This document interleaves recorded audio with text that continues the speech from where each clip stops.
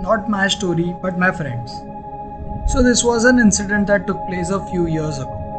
One of my friends, who lived in a village in Konkan, had invited me to his place.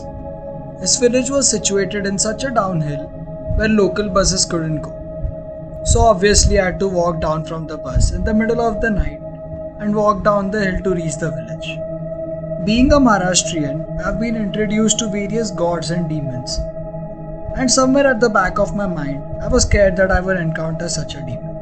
There was an eerie silence on my way down the hilly forest road. Suddenly, I heard someone calling my name from behind. It was the voice of a little girl, to be precise. That's when it struck me. All the stories about the ghosts and demons that my grandmother used to tell me seemed to be real. I had a pretty basic knowledge about the spirits in Konkan. I kept walking and decided not to look back until I reached the village. Gradually, I increased my speed as I could feel some presence behind me. After every 2 minutes, the voice that was calling out my name kept on changing from a little girl, then to a young lady, and finally, an old lady. When I heard that the voice was changing, my heart skipped a beat as I realized there was a Huddle behind me. The voice was getting closer to me every second. Huddle is one of the most dangerous spirits in Konkan. It is said that the woman who dies while giving birth turns into a demonic spirit. Huddle has a very scary appearance. It wears a purple sari, has bloodshot eyes, along with fangs, and wrinkled pale yellow skin. Her forehead usually bears the red sindoor. It is a female spirit in Konkan, which is said to prey on lone travelers, men and women alike. A Huddle's call is very hard to resist. These spirits only hunt at night. I felt like I was going to die. Prayers left my mouth at the speed of light. I was resisting the urge to look back. I suppose my prayers were heard. I saw a temple just a few minutes away. I made a run for it. As I got nearer to the temple, the voice that was calling me gradually stopped. I knew I was safe there, and I was glad that I was safe, but I was still shivering. The temple priest helped me to calm down. He told me that I was very lucky to escape from the trap of Huddle. Even today, when I think about the ghostly encounter, it gives me chills. It's funny to think that it's been almost 20 years since this happened. While it may be almost trivial to a reader, it made me question my belief in religion and the spiritual world. I was in my early 20s, fresh out of college, and fancied myself a writer. I wanted to live in seclusion and chose my grandparents' house as my abode for the time being. They had been gone for almost 8 years by then, and the place had fallen into despair. I took upon myself the responsibility of making it habitable and write while falling upon an inheritance for the time being. It should be noted that I wasn't alone per se. I did have neighbors living about a mile away. The house was just set further from them and was isolated. Writing wasn't as quite romantic as I had imagined it to be. The house was in rural North India. Power cuts were the norm in 90s and were pretty much crippling during the night. I spent my days writing, or rather thinking about it while tending to the house. The house was a huge mansion, which must have required a huge staff for its upkeep in its heyday. It creaked and groaned, now its master's long gone, and rats squeaked in the walls. I was already jumpy living alone, and my imagination ran wild. This, coupled with periods of low morale and a lack of ideas, led me to take long walks so I could coax my mind into thinking of something worth publishing.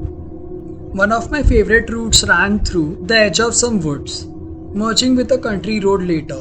Although I loved the woods, I wasn't too keen about them at night. The forest was darker in those days, and you never knew if it was a bird you were hearing or something more sinister. The country road was an unpaved dirt road between not one but two cemeteries. They apparently were separate burial grounds for the Hindus and the Muslims. This road led to a little town where I would go for my meals and drinks.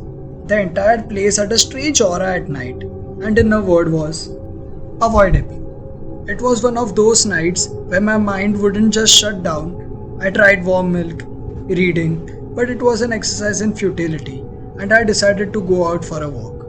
I donned a sweater and went out in the mildly chilly night. According to the phosphorus hands on my watch, it was 2 in the morning. A light rain had fallen and the place looked surreal. The leaves were laden heavy with water. It smelled of fresh earth and was invigorating to the senses. I walked by the forest, thinking about how writing wasn't really coming along and I should be looking out for a real job. Tendrils of light mist swirled around my feet, and I was lulled to a lazy sense of security. No birds called from the forest, and the insects too seemed to be silent at that night. In retrospect, these things should have been warning signs, and I should have headed straight back, but my brain had jumped into overdrive and pushed my feet forward. I crossed the road lined by cemeteries and was almost in town when I realized I should be getting back as I had almost a quarter hour's worth of walk left.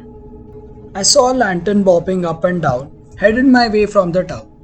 I thought I could use the company and let him fall in step with me. He was dressed like a local garb, had a walking stick with him, and spoke in a lilting accent. He asked me where I lived, how come I was here, and I, in turn, told him about my grandparents, who he seemed to have known. He had switched off his lantern, as I had my flashlight with me, although the batteries seemed to be on their last leg, and its dim yellow glow didn't do much to dispel the darkness. In the 15 minutes I walked with the man, I wasn't sure if I could see him, although I heard him properly. I felt that first shiver of fear and began to question what exactly he was doing at this hour and who he really was. I stopped to light a cigarette to calm my nerves, and when I resumed walking, I couldn't hear the sound of his flip-flops beating the dirt and asked him if he was okay. He replied, "You have narrowly escaped," and his voice seemed to have taken a gravelly quality. Gone was the lilt. My feet registered it before my brain did.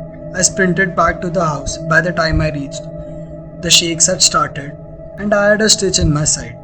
I never did fall asleep that night anyway.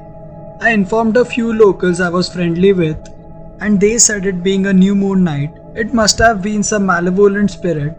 They asked me if I was whistling or humming a tune, as it is probably what attracted it to me. The only thing that kept me safe was me lighting that cigarette. The warmth and the fire didn't let it get me. Turns out, smoking did save me that night. I never finished my book.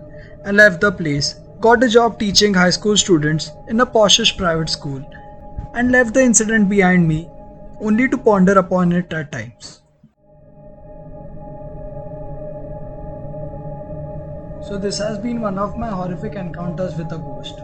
Being from a Maharashtrian family, I had heard about gods, demons, spirituality from my grandmother.